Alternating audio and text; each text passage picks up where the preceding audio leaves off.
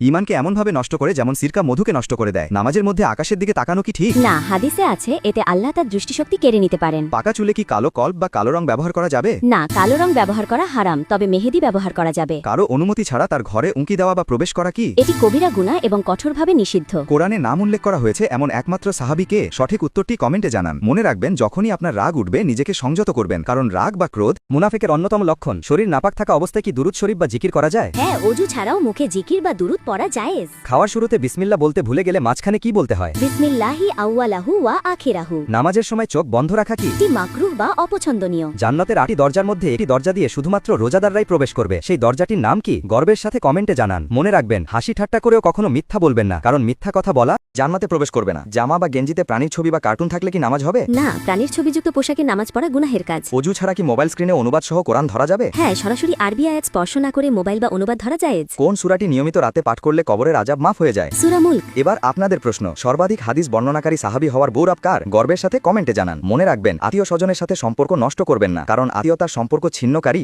স্বাস্থ্যের জন্য ক্ষতিকর এবং সুন্নাত পরিপন্থী জোড়াকলা খেলে কি যমজ সন্তান হয়? না, এটি সম্পূর্ণ কুসংস্কার ও ভিত্তিহীন। দাঁত দিয়ে নখ কাটা কি? এটি মাকরুহ এবং অভাব অনটনের কারণ হতে পারে। আজানের জবাব দেওয়া কি? আজানের জবাব দেওয়া ওয়াজিব। কোন সাহাবীকে সাইফুল্লাহ বা আল্লাহর তরবারি উপাধি দেওয়া হয়েছিল? গর্বের সাথে কমেন্টে জানান।